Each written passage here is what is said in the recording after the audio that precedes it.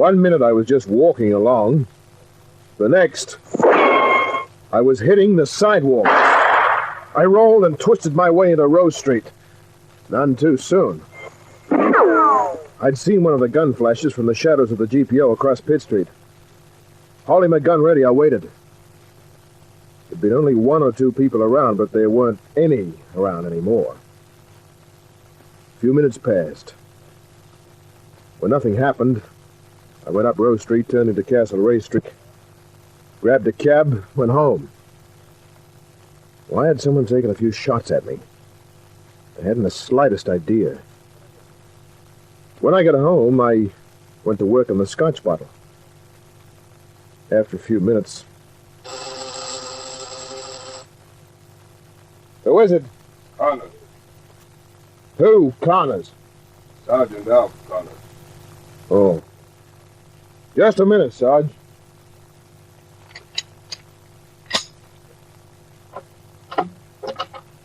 Hello, Kent. Hi, Sarge. Well, what have I done this time? Nothing. Well, how come you're visiting me at almost 1 in the morning? It was sort of a social call. Well, come in. Thanks. I got you on the night shift, huh? Yeah. Yeah. Having yourself a little drinking session, eh? Oh, doctor's orders, Sarge. Can I pour you one? I'm on duty. I've got some chlorophyll tablets. Nah, thanks. Well, sit down. Yeah, I think I will. What's new at the CIB? Nothing much. Except for an interesting report we got from one of our plainclothesmen. Oh? Slim Grogan. He was at Central Railway at 10 o'clock tonight. Knowing you as well as I do, Connors, Yeah. I'd say that Slim Grogan has something to do with your visit. If I had a cigar, I'd hand it to you. What's up? Well, it could be trouble. For You. what kind of trouble? Remember J. Thomas? Oh, if there's one character I'll never forget. He's loose. Here, in Sydney? Yeah, that's right. Oh, that explains it. Explains what? 3 shots were fired at me tonight, Connors. Where? In the city. I didn't see who did it.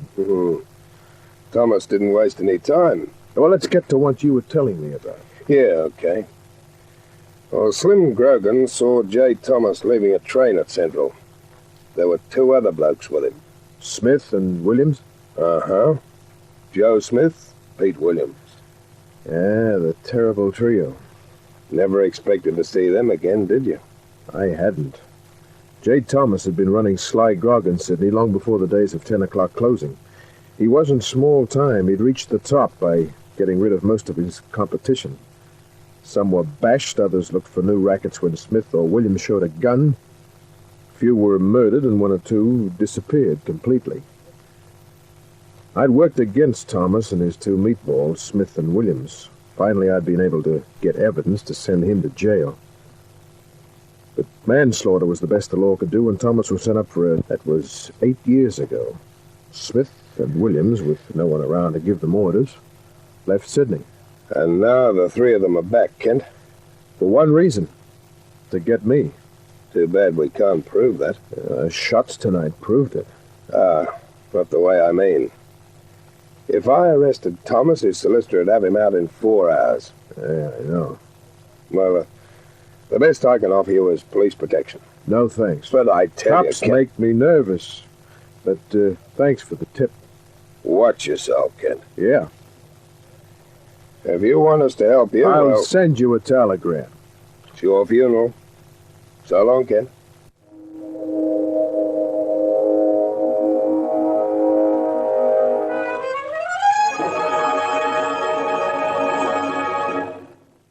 I was up at the usual time the next morning. It was a slow day at the office. Made a court appearance at 3, checked again at the office, and had a few drinks. Then went to my favorite cafe for dinner. You don't mind if I share your table, do you? Why, no, not at all. Thank you, Mr. Kent. I must be getting famous. I saw your photograph in Personality magazine. Well, I didn't see yours anywhere, but I should have. Full length. Thank you. Oh, not me, not me. You want to thank Mother Nature. Incidentally, what's your name? Gloria. Gloria Stanton. Gloria, huh? What are you doing after dinner? Well, I hadn't thought about it. Well, then you're not tied up, No? but now? Yes. And that was it. Fast and to the point. We went to Club 45, had a heck of a night. It was 4 in the morning when I took her home. She lived in a Maruba apartment building. I'd ask you in, but... Oh, that's okay, Gloria. Oh, it's been a wonderful night. There'll be others. Yeah? Larry... Larry, Well, what are you trying to say? I'm going to explain how this started. You don't have to. I think I know. What? You were hired to take me out. And there's the guy who hired you, at the end of the hall. Larry, he's got a gun. So have I. Down! There's a stab of flame from the end of the hall. A bullet whistled by. I pressed the trigger. The guy twisted around, tried to lift his gun again. There was only one thing I could do. Larry. I'm okay. The guy was lying on his stomach. I put my toe under him, rolled him over. He was Joe Smith. 1 down, 2 to go.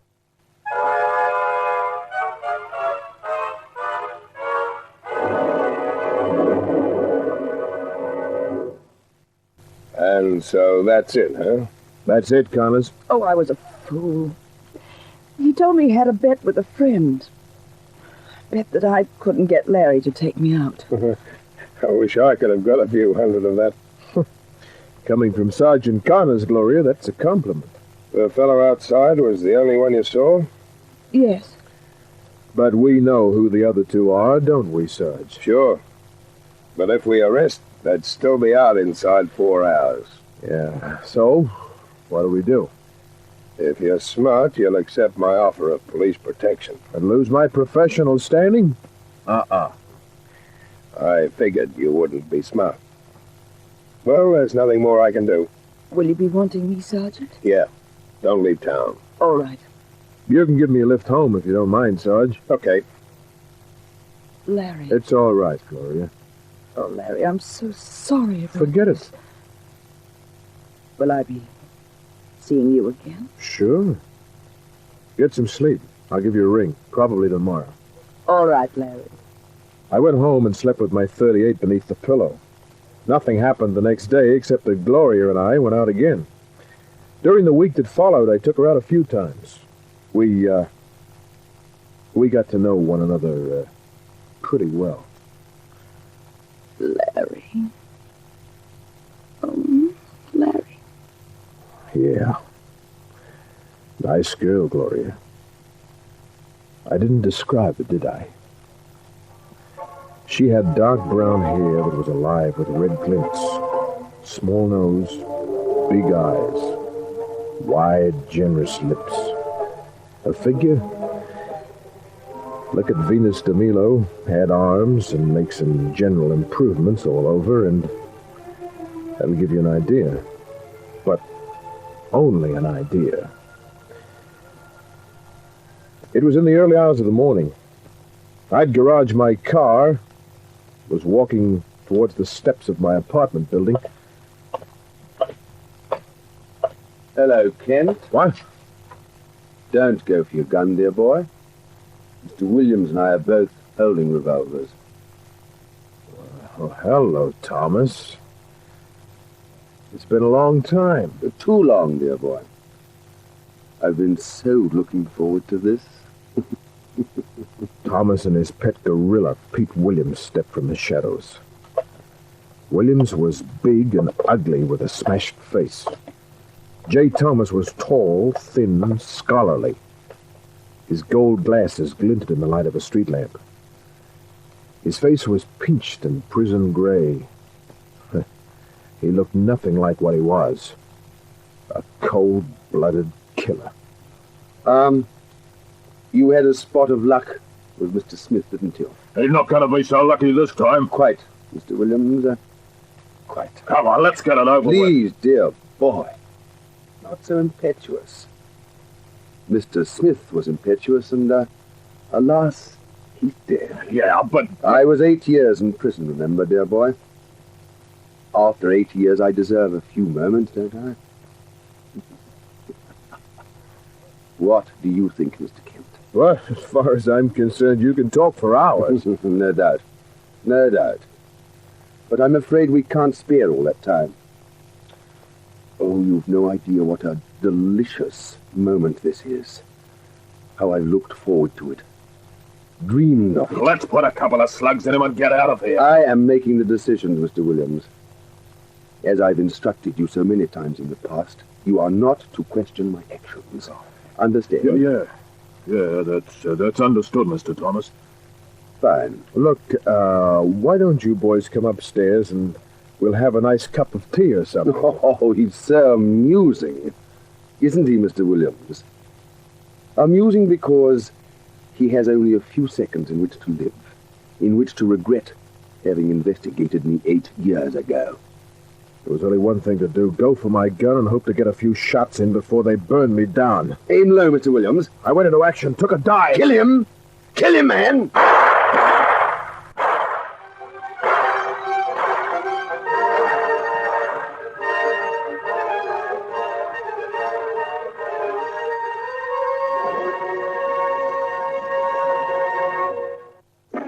I rolled on the sidewalk and into the gutter as the slugs whistled all around me. I jerked my gun out, knew it was too late.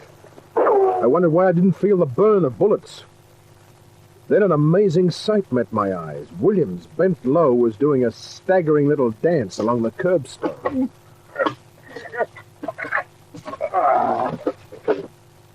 Thomas was nowhere to be seen. Into the lane after him.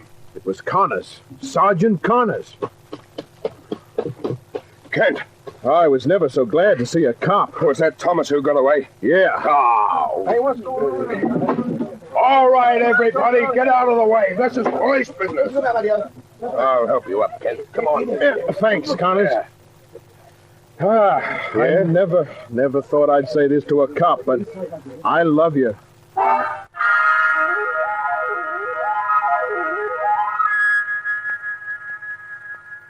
Connors, of course, had a tail on me all the time. His shadows were pretty good. I'd never spotted them. Well, J. Thomas made a clean getaway. An alarm went out for him. One of the newspapers even posted a reward. A couple of weeks passed, and he was still at large. We're sure he's still in the city, Kent.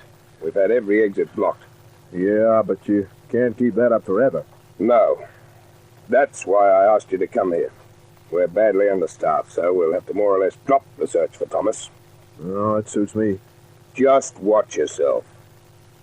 I said yeah. That night...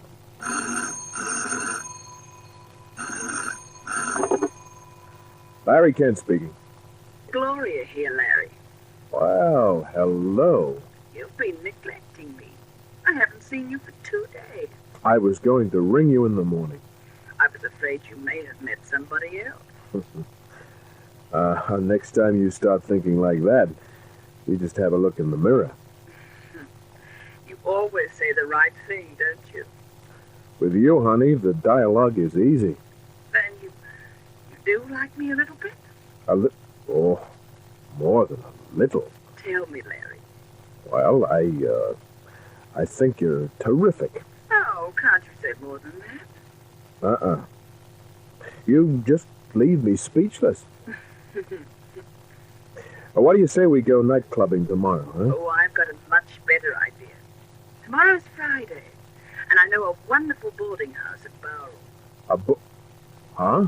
I've been there before. They always give me the same room in the south wing. I'm sure they'll have a nice room for you. In the north wing? Oh. Well, you're on. Shall I make the arrangement? Yeah, what time will I pick you up tomorrow? Oh, say about 6 at my flat? Right. Good night, Larry. At 9 the next night, we were at the boarding house. It was the off-season, but there was still a good crowd. We chewed the fat for a couple of hours, had some drinks, dances, and hit the hay about midnight. At 7 in the morning... Oh, who is it? Come on, sleepyhead.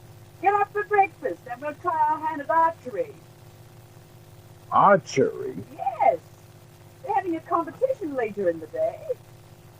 Oh, all right. Yeah, I'll be out in a couple of minutes. Right. I'll be waiting in the dining room. I used the electric razor, dressed, and joined Gloria. No one else was in the dining room. I thought we'd get an early start. I haven't been up this early for breakfast since the army. It'll do you good. Yeah? Hey, I didn't know you were the athletic type. Oh, yes. I was a champion archer at Prue's for 2 consecutive years.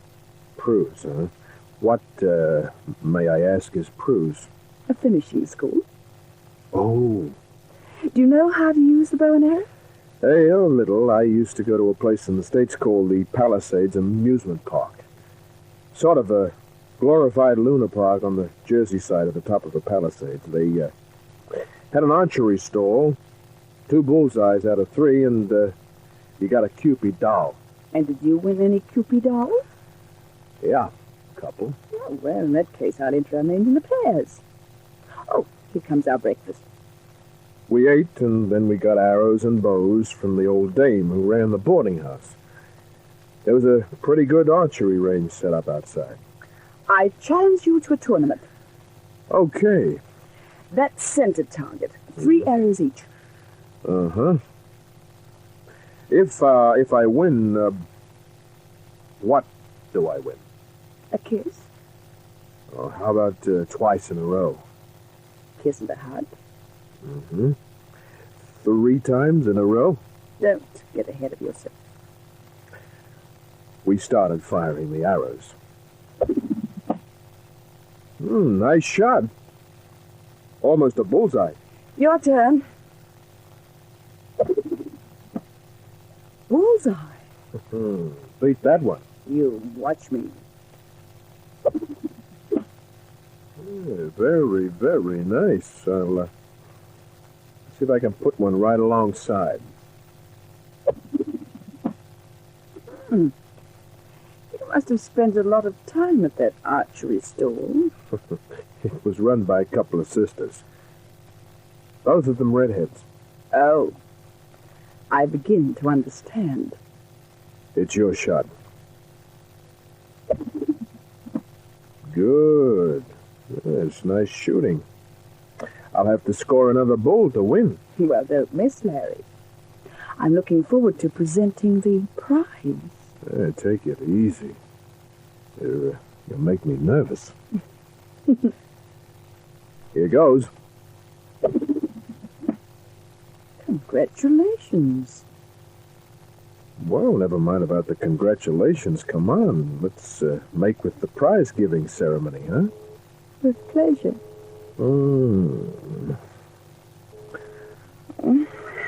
This is a nice game. I win even when I lose. Things are getting interesting. Let's continue the competition, All right. Get the arrows. I reached out to pull an arrow from the target, but there were now 7 arrows in the target. Larry, over there. About 50 feet away, standing beside a tree, was J. Thomas. He was fixing an arrow to the string of a heavy longbow. I jerked his arrow from the target. It had a wicked-looking hunting point. He drew the bow just as I stepped behind the target. I fixed the arrow to my bowstring, stepped clear of the target, let go. My arrow got him on the left side. He turned and ran into the trees. I pulled a few arrows from the target. Larry! I'm going after him. Call the cops.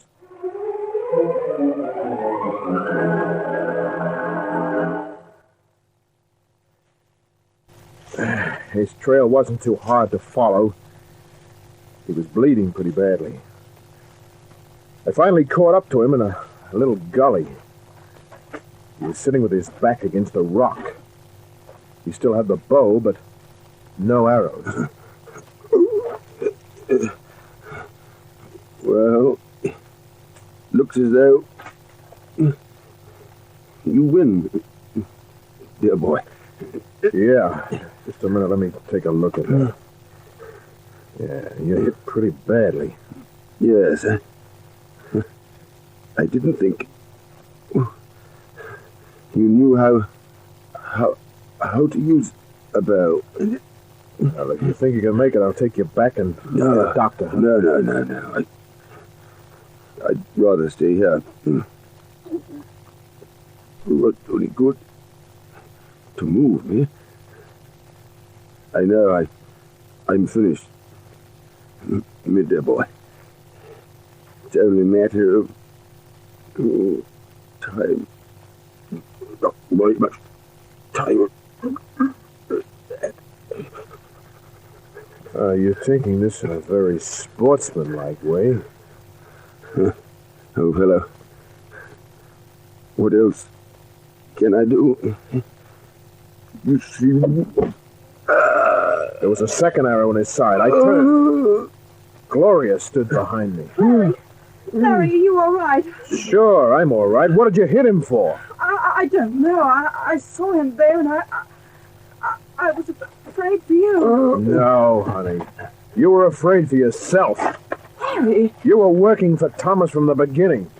Now, you were smart, real smart. Don't talk like that, Larry. When Joe Smith was waiting for me in your hallway, you started to give yourself an alibi. No! Yes, you did, just in case I wasn't killed. But it's nonsense you're talking. It's not right, Larry. The second try at knocking me off came on another night when I took you out. Larry, you couldn't. You don't really believe that. Well, if it's not true, how come Thomas knew I'd be here? I don't know. Perhaps he followed us. You've got to believe me. Larry, I never saw this man before. That's a lie. Jay, Uh-huh. Let's see you act yourself out of this one, honey. She's a very excellent actress, Mr. Kent. How much were you paying her? Oh, I can assure you, dear boy, a good deal. you can't prove any of that. I knew her before I went to jail. She was only 17. I'll bet she was a perfect decoy for you. Oh, yes. Perfect, dear boy. Such an innocent, such a beautiful face. Men couldn't resist her. That's right. Go on, keep talking. Every time you open your mouth, it's killing you a little more. And when you're dead, nothing can be proved. You and I are going back to the house, Gloria. We're going to get a doctor. Don't you see? It'll be too late. He'll be dead. Alas, dear boy. She's right, you know. See, Larry? You won't be able to prove a thing. Maybe so. We're still going back. Whatever you say. Come on. Of course. Goodbye, Jay. Jay Thomas had pulled the target arrow from his side. The arrow Gloria had fired. Still with his back against the rock, he pulled the bow with the last of his strength. No. No. All she had to do was move, but she was frozen there. Jay!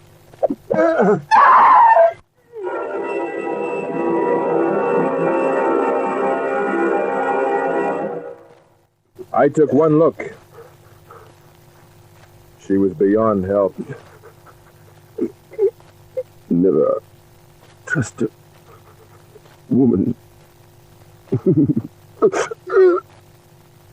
Mr.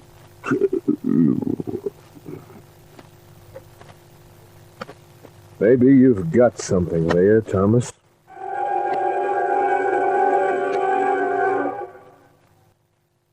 But not all dames are like Gloria. No, some are soft and cuddly.